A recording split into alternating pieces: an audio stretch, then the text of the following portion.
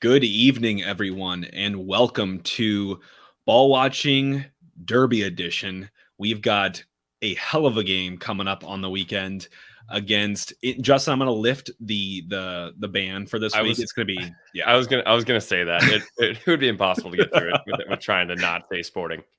So yes, we are playing Sporting KC this weekend. You got Jake and Justin breaking down a full preview for you all, digging deep into the scouting, digging deep into some of the fun stats and what to expect from this matchup. It's going to be a hell of a game. So Justin, before we get into that, it's always tradition. Got to do a little bit of a five-a-side first, a little bit different one. Got to spin on it this week, and we're going to do this jointly. So I think the topic for this week is the favorite things about Sporting Kansas City. So, you know what? Let's do this together. Justin, you can kind of start us off.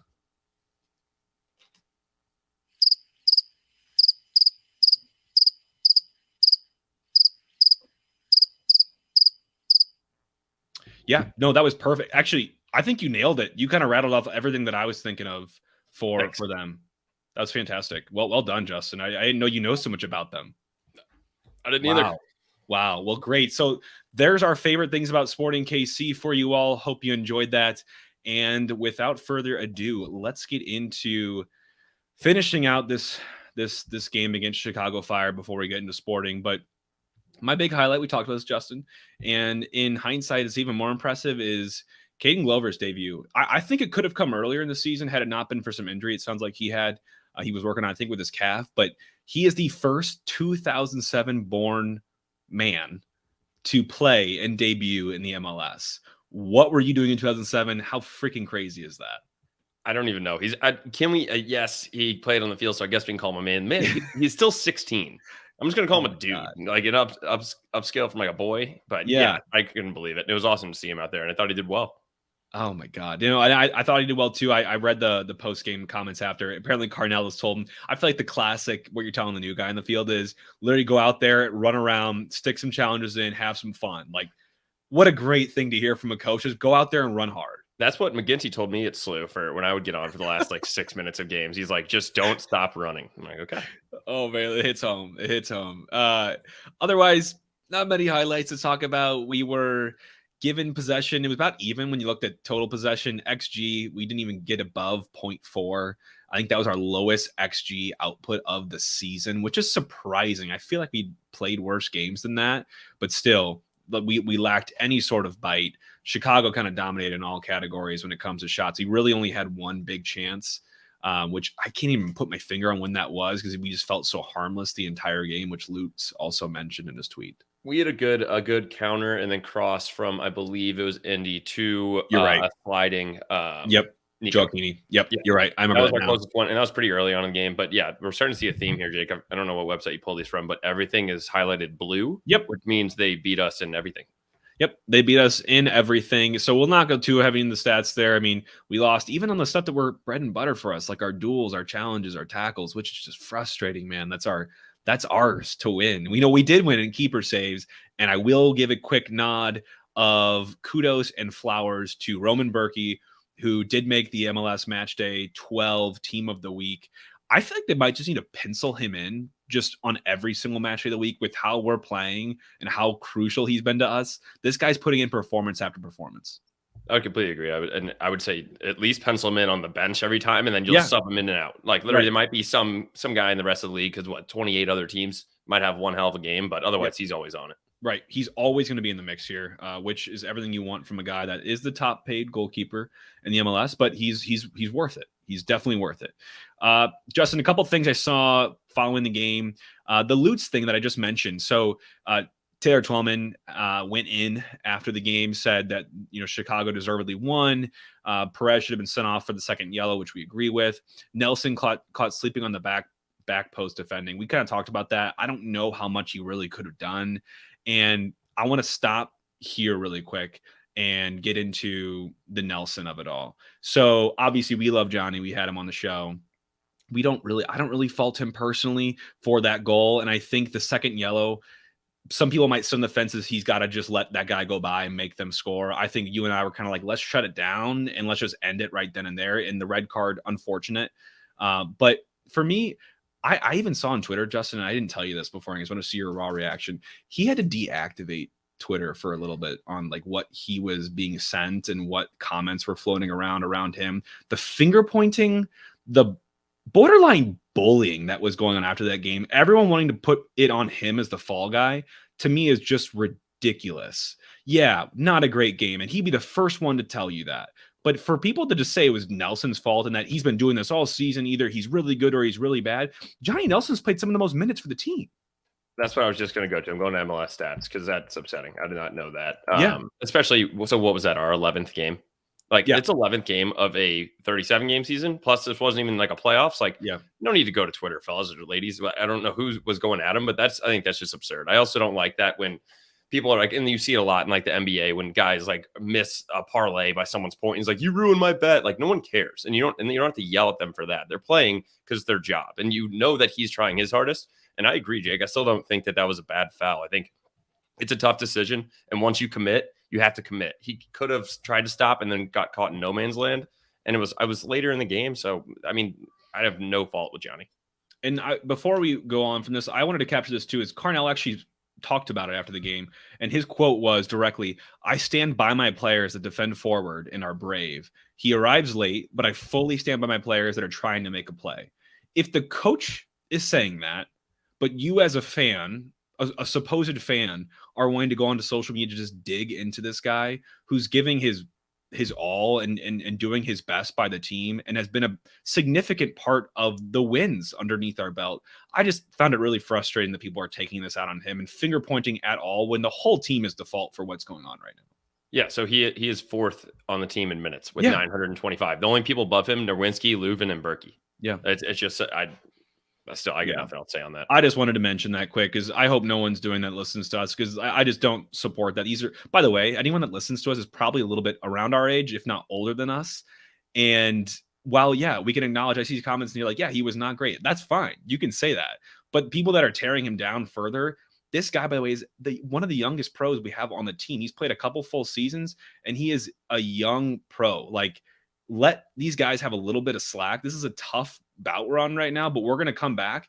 And it's just, like I see in their comments, it's heartbreaking to see us, it's not see us, but see people kind of tearing them down because we all need to be with each other in these moments, not bringing each other down. And to get this, turned around, it's going to take all of us. So I just want to make that quickly said. I know we spent a little more time on it than probably wanted to, but that aside, I trust that we'll do better moving forward. Otherwise, I think everyone knows they got to do better. Edu Leuven literally said that word for word after the game. He said, at the end of the day, we just got to give more. We have to have better starts to the game. Echo that from the heavens, Leuven. Oh my God, we cannot do these early goals anymore, man. Or let's just stop the first half goals even. It's just taking wind out of our sails, and we haven't been able to come back recently. So I know a lot of stuff floating around the negatives. We're going to get into the positive and have a little fun here, but we did drop in the power rankings a little bit this week. Not actually as substantially as I thought, Justin, but ended up at 8 in the MLS side and 7 on the ESPN side. So still some respect over here. It's a 1-0 loss on the road. I mean, when you look at it closer in the game, we did not play very well. Berkey saved us on a lot of it, but I mean, the game wasn't great on either side. Like we said, they didn't even have one whole XG point either. And one thing, Jake, did you want to mention the Lutz comments? We kind of I did kind of go around it, but so basically Lutz echoed what Taylor Twellman had said it summed up the whole game. The only thing he wanted to add was harmless. And then someone responded, are you just frustrated because you want an EPL move, or are you frustrated with the boys? What's up with the unfilled third DP slot and unfilled U22 initiative slots? He said, I basically disagree with Taylor. He is spot on, and I have zero plans to get a third DP. And I actually am okay with that. Initially, I read that. I'm like, I wish they were having a little more foresight. Not to say that he would have mentioned, like, oh, we actually are looking at this guy right now, and just like fueling the rumors. But right now, we have great producing DPs. You look at the league, a lot of people are being paid a lot of money and not doing a whole lot of stuff. One of them, it came out with and I have a money aspect in here later. Our team, well, wait, I'll just get to it right now. We are the second to last in spend out of the whole MLS at 10.9 million compared to Toronto, who is 25.7 million. And I will also say, when you mentioned specific DPs, Shaqiri, I think, is the highest paid player in the MLS. And look how that's turning out for him. Yep. Yeah. This game aside, obviously, he's been a shadow of his former self. So I'm actually okay with that. Initially, I read it, I'm like, I don't love that. But if you're going to get output from players that aren't DPs like we're getting, I'm totally fine with that move. And we've seen DPs just get overpaid to be brought in. So, and also, like you said, what it's going to be like, well, we do have a plan. We're working on it right now. Wink, wink. Like, no, it's going to just shut it down, and we have a DP next week. Right. And I see Kevin's comment like, so we're clearly not getting Roberto Firmino. I would say it's definitely unlikely. It's always been unlikely. But I also think Lutz probably is playing these cards close to his chest. If we are anywhere close within range at all of what he'd be interested in, I don't think we would know about that until it is ultra close or done. Yep. So that's my thought there. And let's get into finally other news before we get into the SKC game. So Justin, U.S. men's national team fans here. We did a lot of World Cup coverage. We are loving life. It has been a wonderful couple of days to be a fan because we landed Flo Balogun, who's owned by Arsenal, has been on loan at Reims, I believe, all season in France, has, I think, 19 goals to his name. He might be sold this summer by Arsenal if they don't have room for him, but this guy's a stud. He's doing it in France, competing with Mbappe, and he is going to be our number 9. He has committed to the U.S. men's national team and filing a one-time switch from England. So love it. Massive pickup to get somebody from England, take away from England also. But then talking about it, he on his Instagram post said, we'll see you guys in June.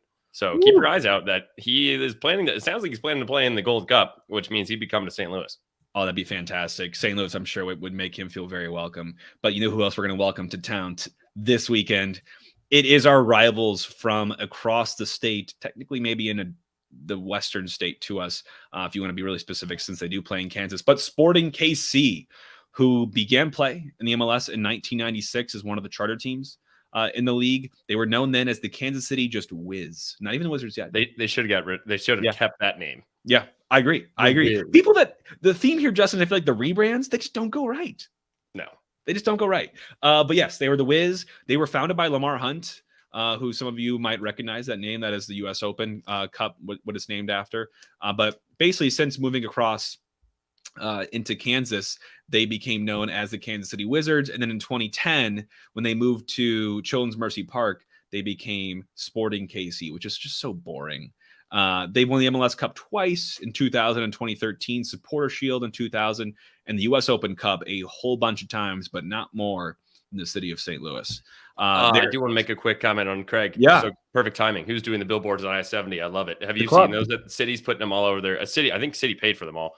But they're mentioning Open Cup. They're mentioning how like our funeral home teams are winning more cups than Kansas City and things like that. So if you guys haven't seen them, they're awesome. And get to City's Instagram. We're going to talk about it a little bit at the very end here, but absolutely good call out. The billboards are priceless. I love that we did that. It's the ultimate troll and informing these fans coming over to St. Louis to see this game, like what a real soccer capital kind of looks like. So Sporting is looking to get back to the playoffs. They had a really disappointing last season. They were crippled by a ton of injuries, unfortunately. Peter Vermees is their coach, and they could only manage 12th place last year in the Western Conference, so obviously missed out on the playoffs. They were able to garner 14 wins, 9 losses.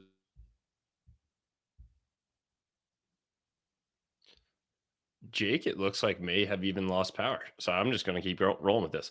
They had 14 wins, 9 losses, and 11 draws, missed the playoffs by 7 points, 42 goals for, 54 against, with only 2 wins away from home and 11 L's. So, and they're kind of riding that streak again this year. So getting into this year, they have 2 wins, 7 losses, and 3 draws, last in the Western Conference. They have 1 home win and 3 losses and 1 draw.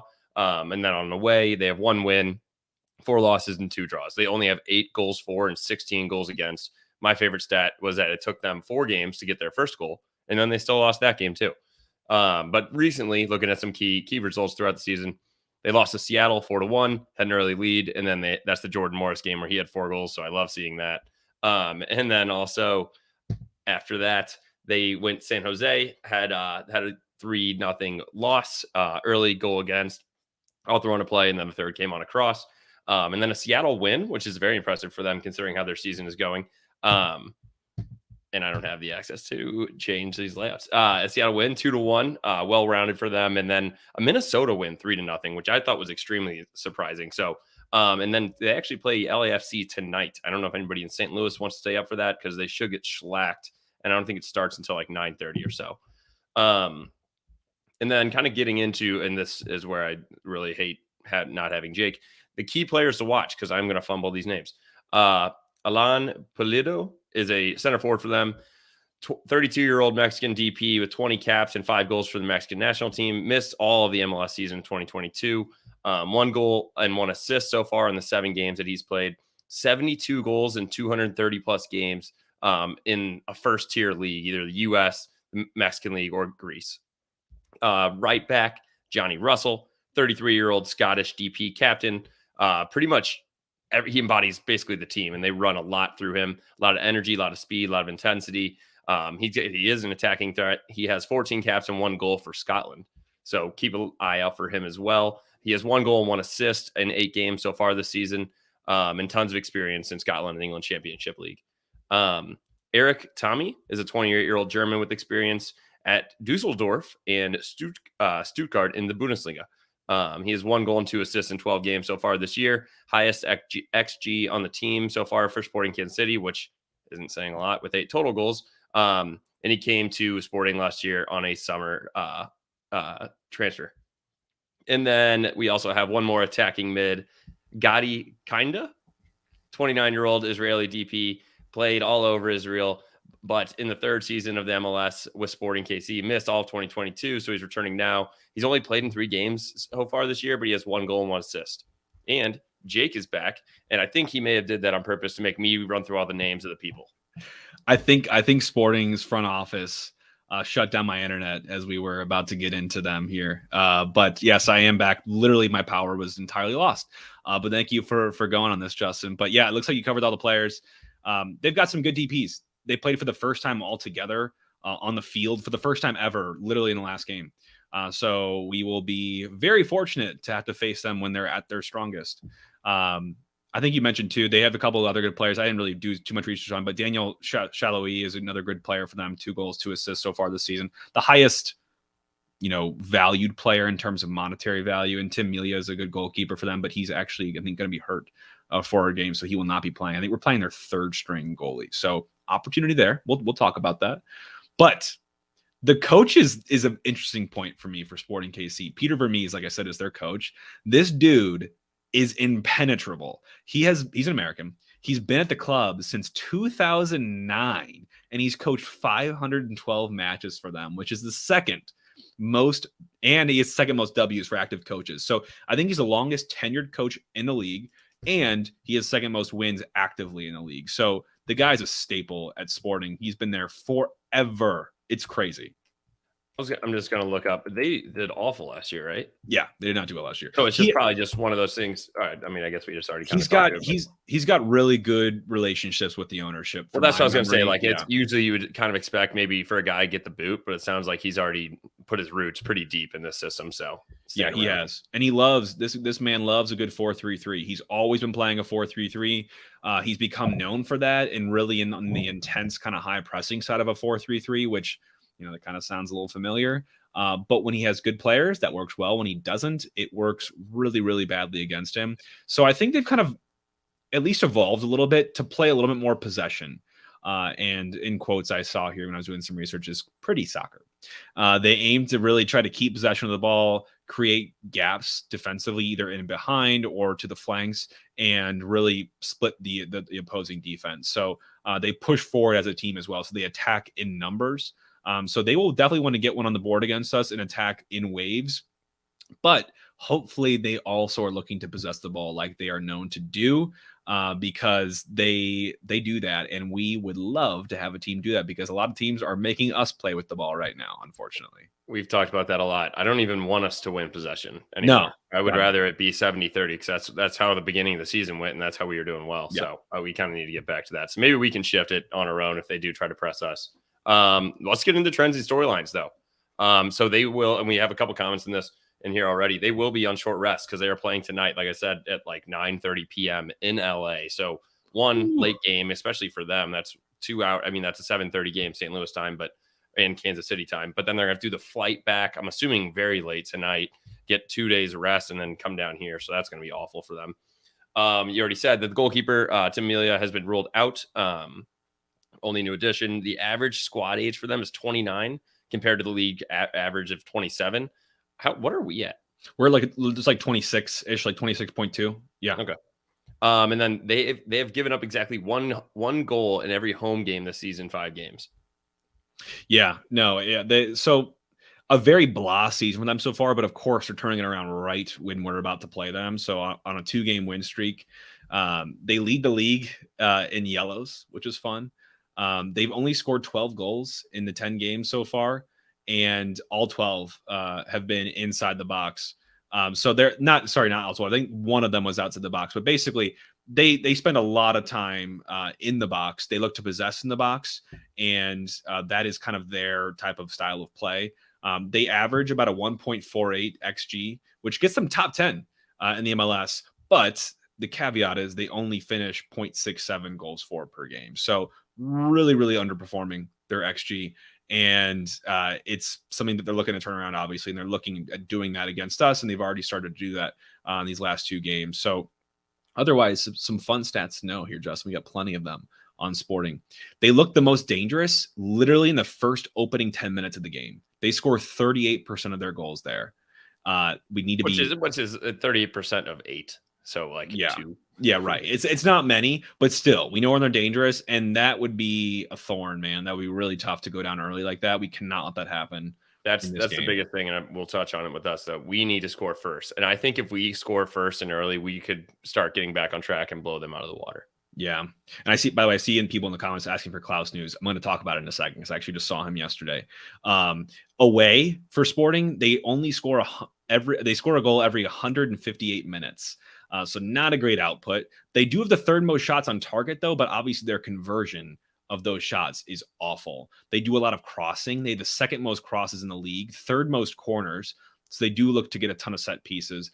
In the second halves of away games for them, they only have 1 goal for. So if we can get to the first half and keep this even, stats are on our side, and we should be able to put them away because we do like to score in the second half. I've been betting that the last 2 weeks. Of course, it hasn't cashed, but it'll cash this week. We have to cash a bet, which also obviously when the team's not doing well, we're not betting on anybody else. So we're not doing well betting, but we'll touch on all of that later. But they average 48% possession away. Number 8 in passes attempted in the league. They're number 1 in long balls attempted, though, for 30 plus yards. So I think that's something to keep an eye out, especially with us not having Johnny. But we'll have enough boys back there to take care of that. Top 5 in progressive carries and passes. Top 10 in attacking third. Wow. In the attacking third tackles. And then you already mentioned third on corners, and they have fourth most shots on goal, which is just kind of confusing to me with having that few of goals. They must just be passing it. Yeah, they just haven't been dangerous. Otherwise, defensively, they get an XG against of about 1.23 per 90, which is second in the MLS. So pretty good defensive record. They are conceding more than that, though, at 1.33 goals against per game. That's most likely to come in the 31st to 40th minute. That's about a quarter of their goals against come there. And then another 38% come from 51 to 70. So definitely very vulnerable in the second half. They usually concede about once every 70 minutes during away games. So they're really not doing great away. They have 9 goals against away. They only average about 0.71 points per match when they do play away games. So they have 3 red cards. They've conceded 3 PKs. So these guys have a little bit of an element to them too, where we can get under their skin, hopefully, and draw some challenges and get physical with them, because I think we can come out on top if we do get under their skin. I'm going to call it right now. If Stroud starts, he gets his 5th yellow. There's just no chance keeping him off of that. But that's a good lock. I like that. Going in, if I could bet that, I will hammer it. Going into us a little bit, we already know there's a lot of adversity going on. I did not like this stat that you put in here. Not one game where we have over 1 XG since Klaus has been out, which is just shows that we're not really creating chances. And so we are going to have to shake something up. 1-5-1 in the 7 games completed since our win streak. So that's also awful. But you had an in here first. I changed it, but only one of those losses has been by more than 1 goal. Yeah. So, I mean, we're keeping these games close. It's just we're a little off, and we just need to turn that around. I will say we're also not scoring. So that's why I really do think if we score first, we could really pile it on and open the floodgates for these guys. I agree. And I'm seeing some weakness too, kind of in some of the set piece defending. So I want to see that get turned around. Otherwise, availability. Everyone wants to know. I don't have the magic answer for you, but I was at the training open for the season ticket members yesterday, and Klaus was wearing a full streetwear, like jumpsuit, like sweatsuit, like just shorts and a hoodie. Everyone else, including Nilsson and Alm, was wearing training gear. Nilsson and Alm were not training. They were watching, but they were dressed up at least like they were looking like they were going to train at some point. And Klaus was not. So I looked at the availability report today. There was one that came out. Not to say this is done until Saturday, but he is listed as out. So is Alm. Obviously, so is Nilsson. And then Nelson is red card suspended. So 4 guys missing for sure. I am not expecting to see Klaus here. I think they're being ultra conservative with him on this. I hope it's that, and it's not, that this is actually worse than initially thought. So bummed, but that's the reality. I think they're just being ultra conservative. So what was it? We're coming up on 3 weeks now. Yeah, they said 10 to 14 days. So just give them another game. Fine. We definitely need them, but also we need other guys to step up. And this is another time to do that. So talking about guys that can step up and are talking about more offensive stats, XG 1.52 every 90 minutes gets us 8th in the MLS. But we're averaging 2 goals a game, which is most in the MLS with LAFC. So obviously that's been droppings because we averaged like 4 goals our first. Yeah. What? Little inflated. Like 4 goals. Yeah. So it's been dropping, but I mean, at least we started that hot. Higher points per game of 1.8 and goal differential at home of +7 when we are at home. So those are things that, I mean, obviously it's the fans and the guys just love being home. Should have some pretty decent weather, I think, on Saturday as well. So I think they're all excited to get back here. They are. And when we are at home, things just tend to go better. We convert more shots at 21%. We score every 38 minutes right now at home, which is absurd. In terms of timing for our goals, usually we score around the 41st to 50th minute. That's about 27% of them. Another 23% arrive in the 71st to 80 minutes. So which really coincides with when they're most vulnerable on Sporting side. So good matchup there. Most of our goals for and goals against do tend to come in the second half. So the second half, usually this is going to be high flying for our teams we play against. And defensively, it's getting a little bit better. But still not great there. In terms of XGA, so expected goals against, we average about 1.5 per 90, which is just outside the bottom 10. But we're outperforming in that we're only allowing 1.18 goals against per 90. Like you said, Justin, these games have been tight recently, even though we have been losing them. So let's just keep them tight and see if we can scrounge out results. We do have a better defensive record in home games. We're number 12 in the MLS in terms of XGA. When it comes to home games, we usually only let in a goal every 90. So let's hope it's just outside of that for this game and not like at the death in injury time. Otherwise, we have a lot of shots on target against. Unfortunately, you're seeing us be a little leaky in the back. Berkey's been coming up huge with 44 saves for 3rd most in the MLS. His save percentage is also incredible, but the press is still going. Press is still alive. We are still number 1 in tackles by a good, healthy amount at 245 so far this season. Someone's going to need to pick that up because I believe Johnny has 244 of those. Yeah, Johnny does have a lot of those. So put some respect on Johnny's name.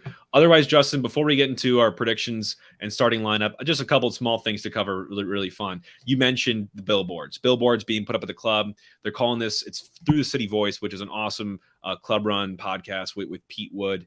And they did this episode called the High Road Audio Tour, where they had the curator the Missouri History Museum. They have that exhibit up that we mentioned already. And they actually did like an hour of just talking about all the different exhibits there in terms of the history of St. Louis. And it was incredibly done, interview style. I highly encourage you to listen to it.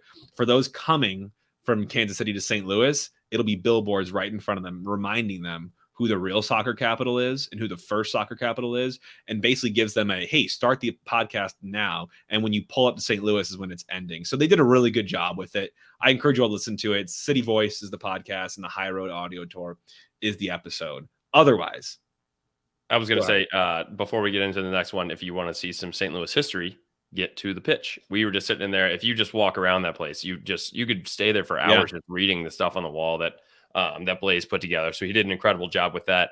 We'll be there again on Saturday. Weather is going to be 73, so I will enjoy another ice frozen coffee, and I'm going to enjoy some food while I'm there as well.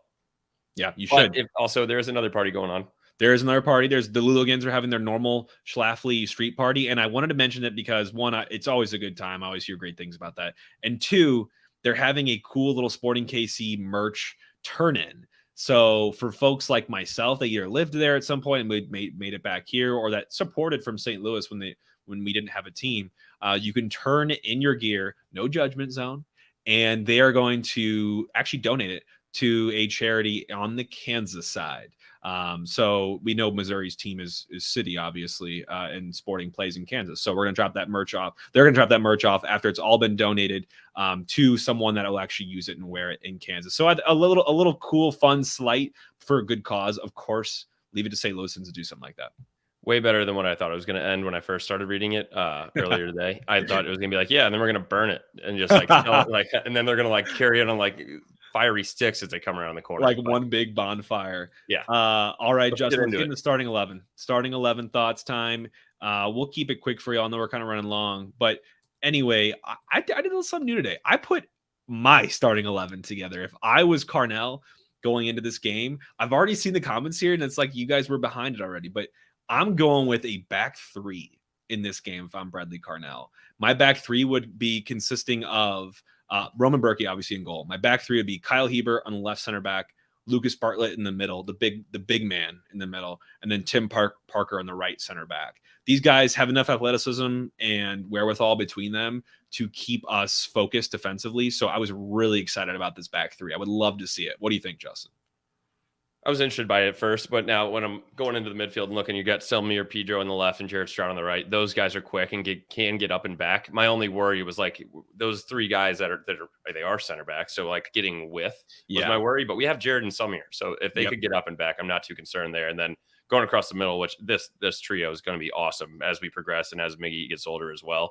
But Leuven, Blum, and Miggy across the middle. And I think it's just having Blum, he already looks so good, I think, in Chicago. And just the more time he gets on the field, the more comfortable he's going to get with the guys and the more chemistry. So I'm happy to see him getting back up to speed.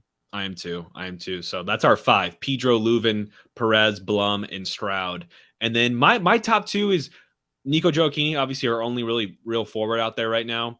We could have gone Celio, but I actually went to Vasilev as his strike partner. So I have them on the same level here on this graphic, but I think for all intensive purposes, it might turn to like a 3-5-1-1 where Vasilev kind of plays as a second striker and supplies Nico. I think he played that role pretty well against Chicago Fire. He was responsible for most of our most dangerous moments, I would say. He, like you said, he was owner of Steinberg's. He put a couple guys just into tomorrow with how well he can dribble. And I think his chance creation really shined there. So I would like to see him get a start in a more advanced position here.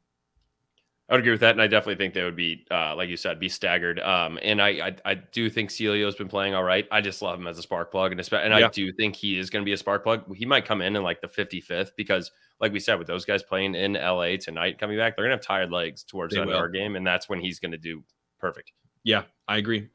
So that's the lineup that we have for you all if we were coaches on this one. And you made a good point, Justin, too. Like, obviously not ideally playing them on the back of a 2-game win streak they're putting together, but they're also going to be having just played a tough game against LAFC. They're missing their goalie. So there are some good factors going our way as well. So I'm not going to just paint it all to be woe is us, but prediction time.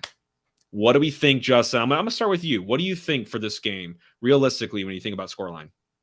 Realistically, 17-0. But I'm actually going to just go with a 2-0 game. I do think we get one early. Probably before the 30th minute. And it could start raining goals, but I'm going to be subtle. And then I'm going to think we're going to get one again later in the game, maybe the 80th, once they try to push a little more and they have tired legs. What about you? Also, shout out for Roman because he deserves it because of all the shots he's been stopping, the ones he's let in. Tough, but he deserves a shout out. Clean sheet would be nice. And like one where like he's not standing on his head the entire game. Right. That'd be fantastic. Unfortunately, it's not my prediction. I have us in a 3-1 win. For City. So I do expect us to get on the board early in this game. I think there's just so much pent up demand to get on the board, and it's going to mean a lot to the players. I expect that first Selly to be rowdy as hell. So I'm hoping for an early goal for us. Otherwise, I think there'll be goals in this. We know that Sporting can create. They haven't been able to finish as well, but of course they'll turn up against us.